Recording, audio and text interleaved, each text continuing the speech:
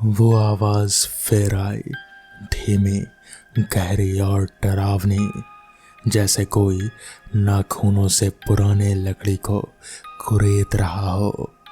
हर रात ठीक 2:19 पर। रोहन अभी अभी दिल्ली से नैनीताल आया था। बेरोजगारी की चोट, टूटा हुआ रिश्ता और मन का भारीपन उसके चेहरे पर साफ झलकता था। उसे कुछ दिन एकांत चाहिए था, सोचने के लिए, खुद को दोबारा जोड़ने के लिए। वैली पाइन्स मोटेल, एक पुराना, सीलन से भरा वीरान सा दिखने वाला मोटेल, यहीं उसे सबसे सस्ता और शांत लगा। कमरा नंबर 18। कमरे की दीवारें पीली पड़ चुकी थी, छत से पपड़ी गिर रहे थे और खिड़की के शीशे पर धूल की एक परत जमी थी। लेकिन सस्ता था और बस यही चाहिए था रोहन को।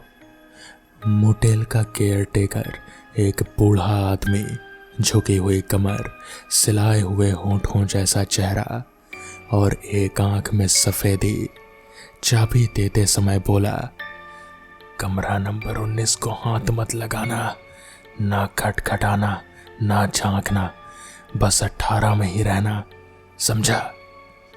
रोहन हंसा। क्या वहां कोई भूत रहता है क्या? बूढ़े की आंखें सिकुड़ गई। तू मजाक समझ रहा है, पर खरोंच जब तेरी आत्मा में लगने लगेगी तब हंसी बंद हो जाएगी तेरी। रोहन ने हंसी में बात टाल दी। पहली रात कुछ नहीं हुआ। दूसरी रात ठीक वैसे ही खर्र खर्र की आवाज आई, ठीक उसी दीवार से जो कमरा नंबर 19 से लगी थी। शुरुआत में रोहन को लगा कोई चूहा होगा, लेकिन ख्याल आया शायद लकड़ी की पुरानी दीवारें हैं, खुद ब खुद आवाज कर रही होंगी। लेकिन आवाज रुकी नहीं। हर रात एक ही समय पर 2:19 पर। तीसरी रात रोहन झुंझलाया। उसने दीवार पर हाथ मारा, जोर से चिल्लाया, कौन है वहां? क्या प्रॉब्लम है तुम्हें? कोई जवाब नहीं आया, बस खर्र खर्र की आवाज। इस बार थोड़ी तेज, थोड़ी नजदीक। चौथी रात वो दीवार से कान लगाकर सुनने लगा। इस बार खरोच के साथ कुछ और भी सुनाई दिया।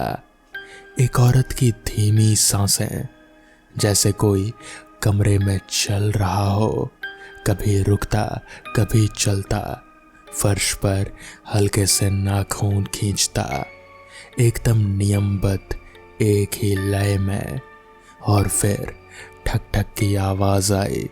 दीवार पर किसी ने ठीक उसके कान के साथ खटखटाया। रोहन की रूह कांप गई। वो पीछे हटा, सांसें तेज हो गई, पर उसने खुद को संभाला। ये सब मेरे दिमाग का वहम है। लेकिन अब उसके सपने में भी वही आवाज आने लगी थी। उसे एक लड़की दिखती थी, बिखरे बाल, फटे होंठ और आंखों से टपकता खून। वो कहती, मैं अंदर हूं, मुझे निकालो। 5वीं रात रोहन ने तय किया कि उसे सच्चाई जाननी है।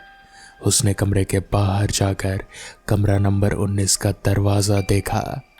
लोहे का दरवाजा, जंग लगा हुआ और उस पर पुराने जमाने का ताला। लेकिन अजीब बात यह थी, ताले के ऊपर अंदर से किसी ने खून से कुछ लिखा था। सिर्फ 2 शब्द, मत खोलो। रोहन अब उलझन में था।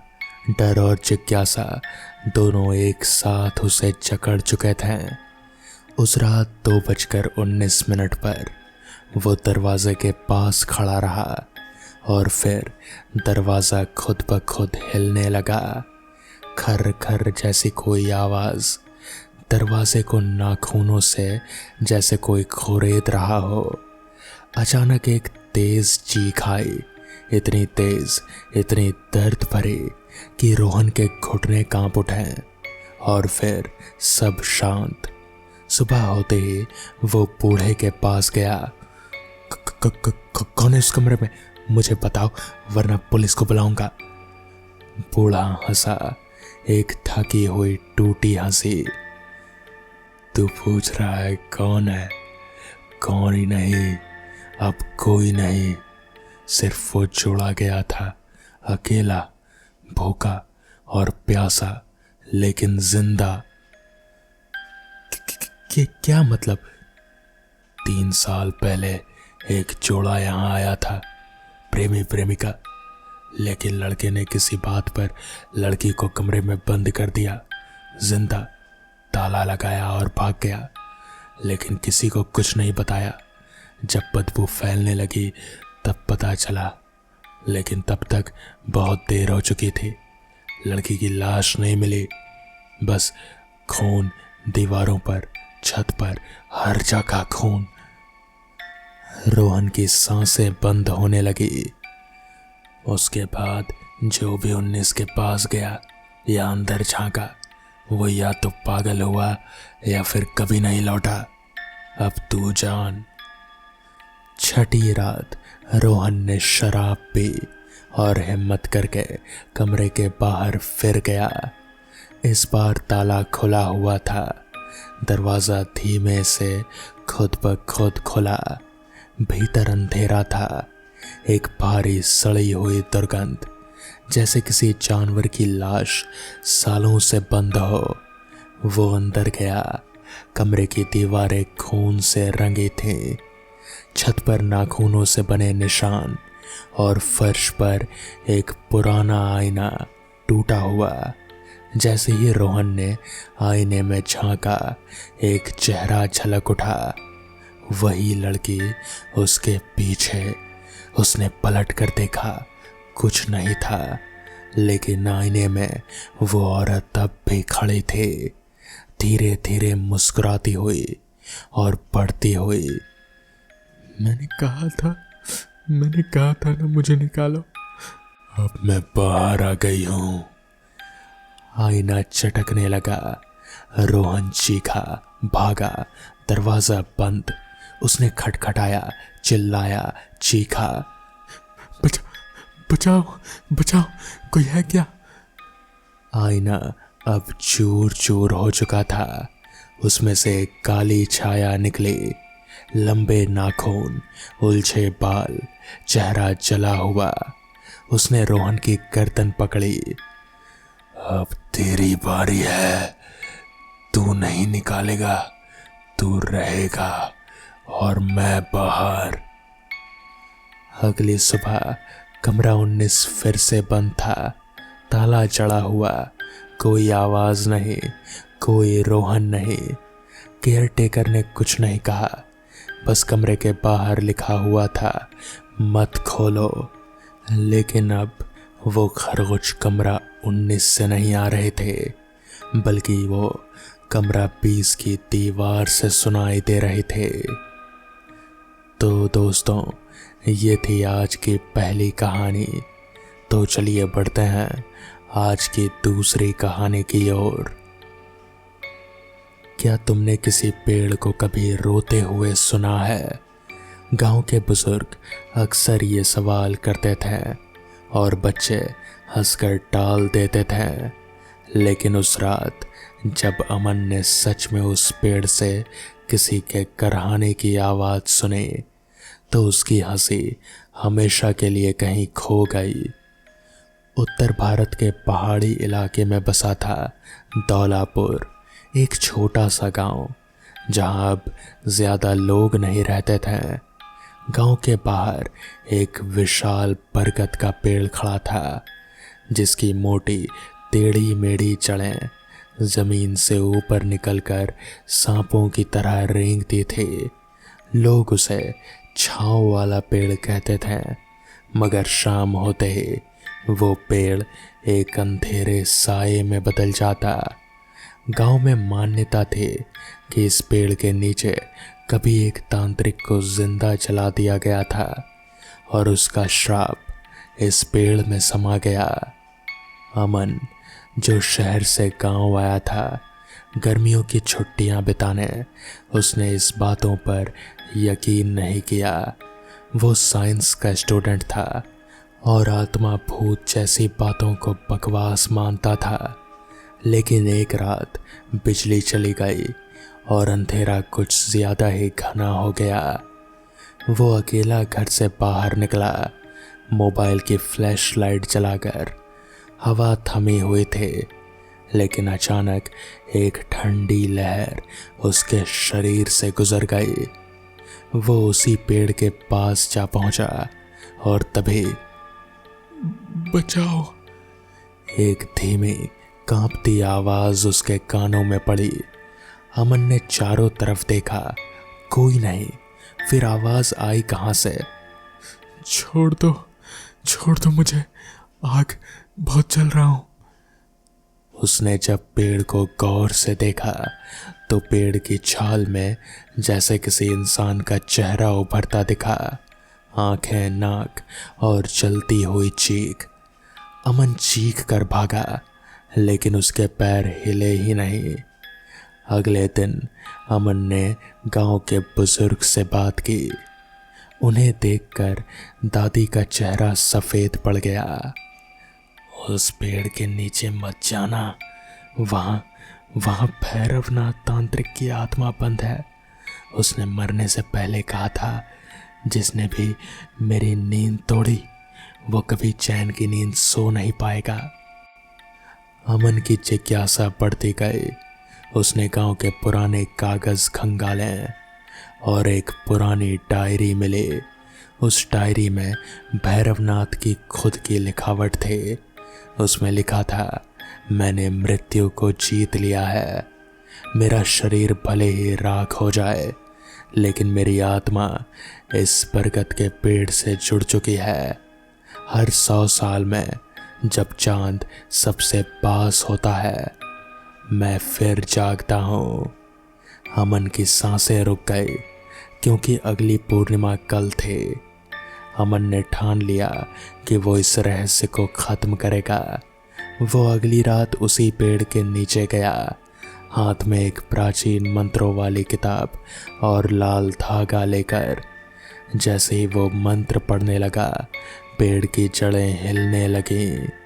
जमीन से एक साया उठ खड़ा हुआ, चेहरा आधा जला हुआ, आंखें लाल और आवाज, तू मेरी नींद का कारण बना है, अब मैं तुझे अपनी जगह सोने दूंगा।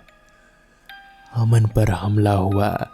उसकी आंखों के सामने आग, रोशनी और डर का विस्फोट हुआ। उसने पूरी ताकत से मंत्र पढ़ा, लेकिन तभी मंत्र बीच में ही रुक गया। सुबह जब लोग पहुंचे, पेड़ अपनी जगह पर था, लेकिन उसकी एक शाखा से एक नया इंसानी चेहरा उभरा हुआ दिखा। एक चेहरा जो अमन का था। किसी ने उसे फिर कभी नहीं देखा, और अब जो भी उस पेड़ के पास जाता, उसे उस चेहरे से एक फुसफुसाती हुई आवाज सुनाई देती, छोड़ दो मुझे, मैं बहुत जल रहा हूं। कभी कभी मौत से भी डरावना होता है वो सच जो मौत के बाद भी सो नहीं पाता। वो बरगद का पेड़ अब भी खड़ा है, इंतजार में किसी नए चेहरे के। तो दोस्तों, ये थी आज की दूसरी कहानी। तो चलिए बढ़ते हैं आज की तीसरी कहानी की ओर। गुलाबपुर गांव शांत, सुंदर और हरियाली से भरा हुआ था। लोग सरल जीवन जीते थे और हर शाम चौपाल पर बैठकर चाय पीते पीते किस्से सुनाते। लेकिन इन कहानियों में एक नाम सबसे ज्यादा दोहराया जाता, मिश्रा हवेली।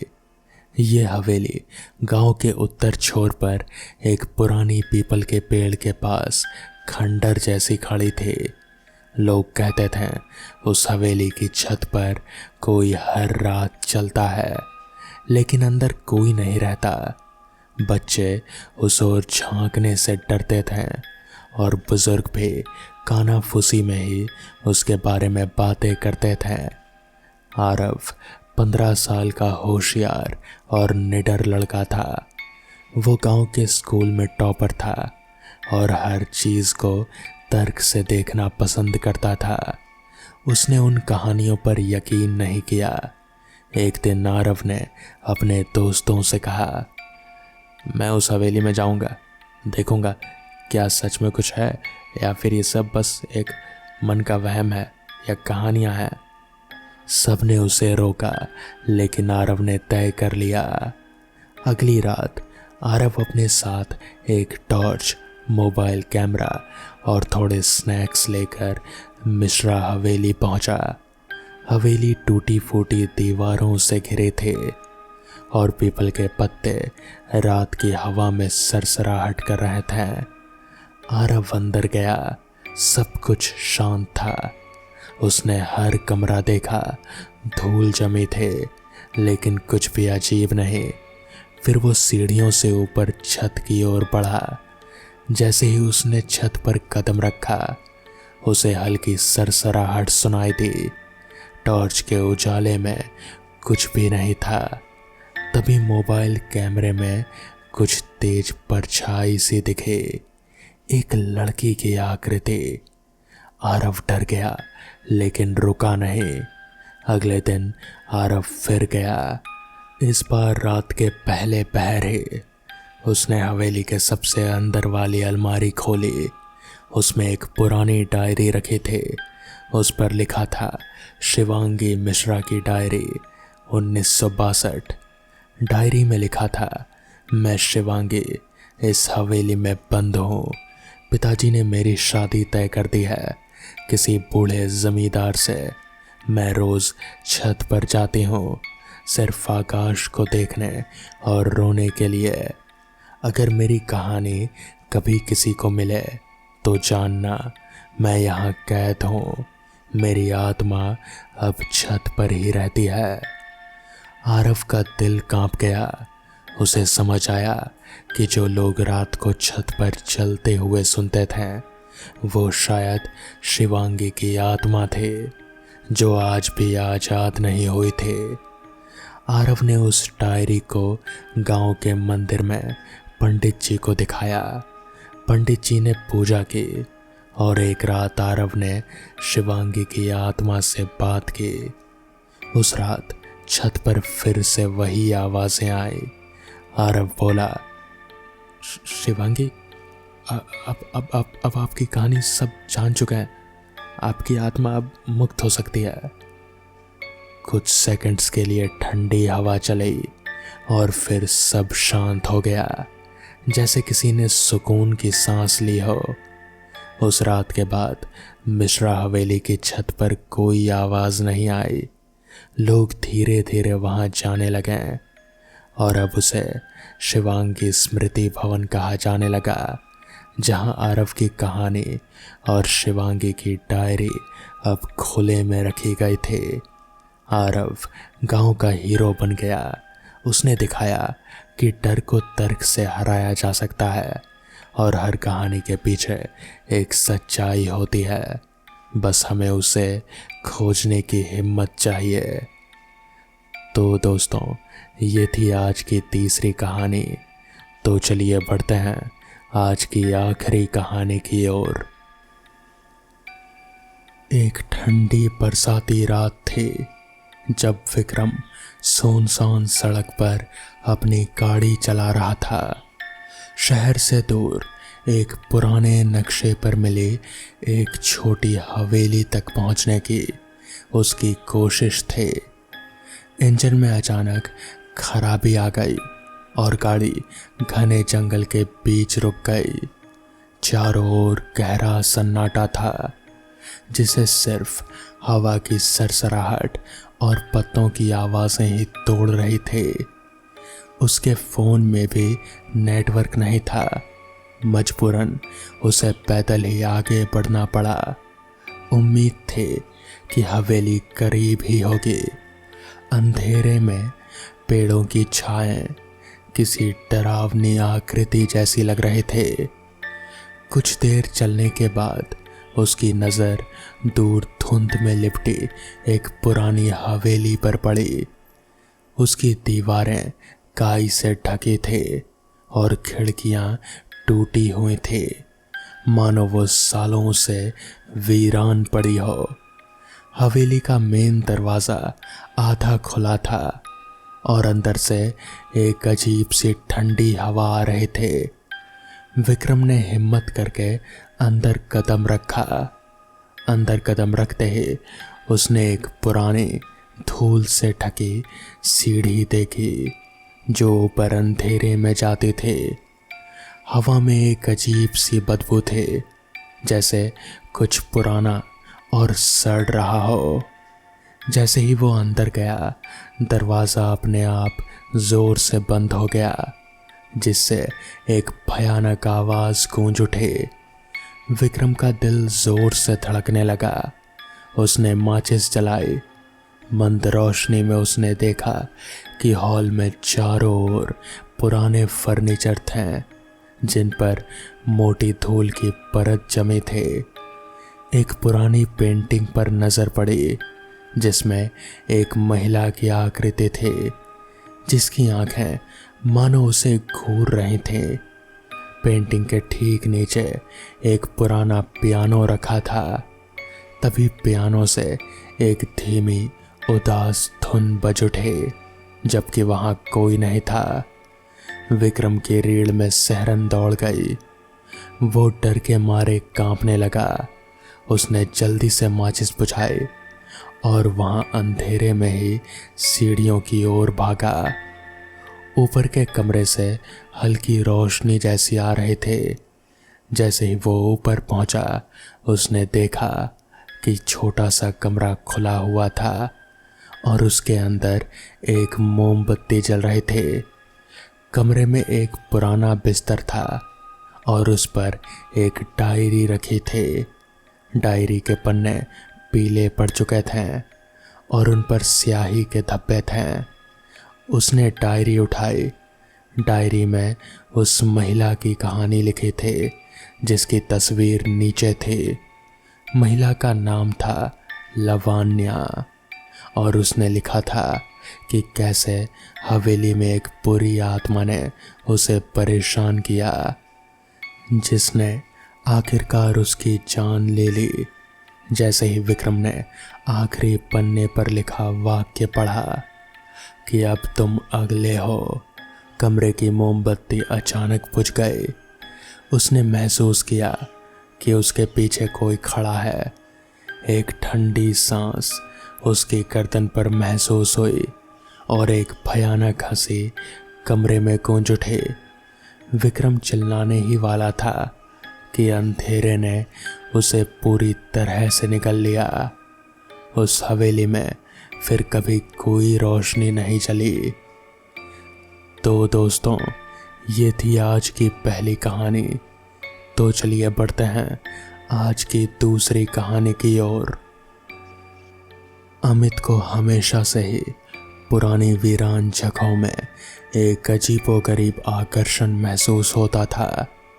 जब उसे अपने परदादा की दूर दराज की हवेली में रहने का मौका मिला तो उसने तुरंत ही स्वीकार कर लिया।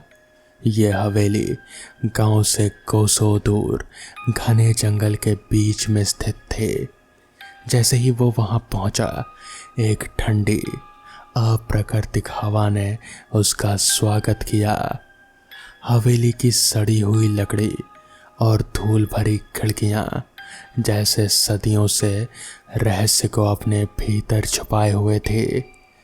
गांव वालों ने उसे डराया था कि यह जगह शापित है, लेकिन अमित ने इन बातों को सिर्फ अंधविश्वास माना। पहली रात जैसे ही सूरज डूबा और अंधेरे ने हवेली को अपनी आगोश में लिया, अमित को एक अजीब सी बेचैनी महसूस होने लगी। कमरे में एक अनजानी ठंडक फैल गई, जबकि बाहर मौसम सुहावना था।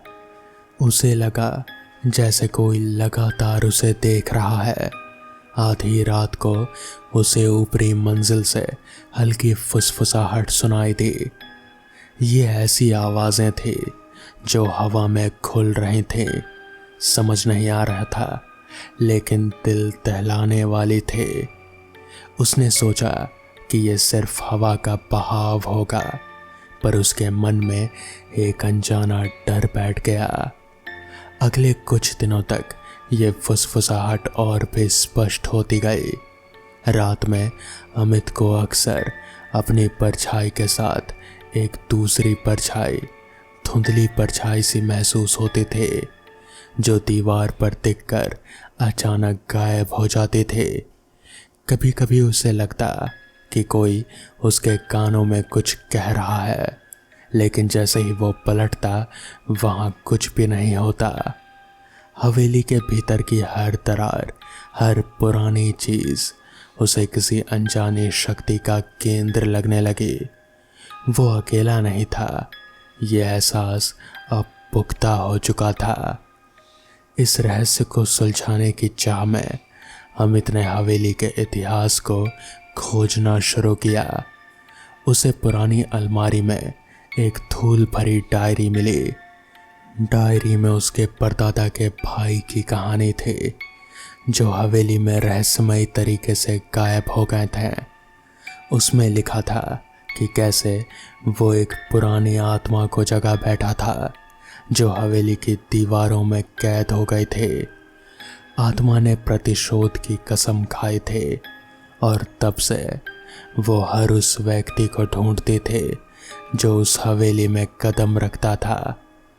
अमित ने डायरी के पन्ने पलटे तो आखिरी पन्ने पर लिखा था, जब तुम ये पढ़ोगे तब तक वो तुम्हें ढूंढ चुकी होगी।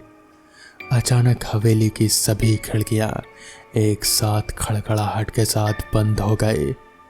कमरे का तापमान जमा देने वाला हो गया।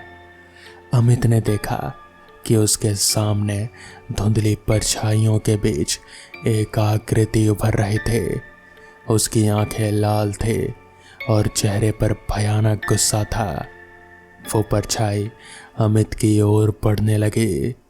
उसके कानों में प्रतिशोध की चीखें गूंज रहे थे। अमित जानता था कि अब उसके बचने का कोई रास्ता नहीं था। अचानक ही बाहर से हवेली के अंदर एक चीख गूंजी और फिर इसी के साथ सब कुछ सन्नाटे में समा गया। अमित का कभी कोई पता नहीं चला। तो दोस्तों, ये थी आज की कहानियाँ। अगर आपको ये कहानियाँ पसंद आई हों तो वीडियो को लाइक और चैनल को सब्सक्राइब करना ना भूलें। तो मैं आपका दोस्त आर्यन जल्द ही मिलूँगा आपसे ऐसे ही किसी नई कहानी के साथ। तब तक के लिए अपना ख्याल रखें।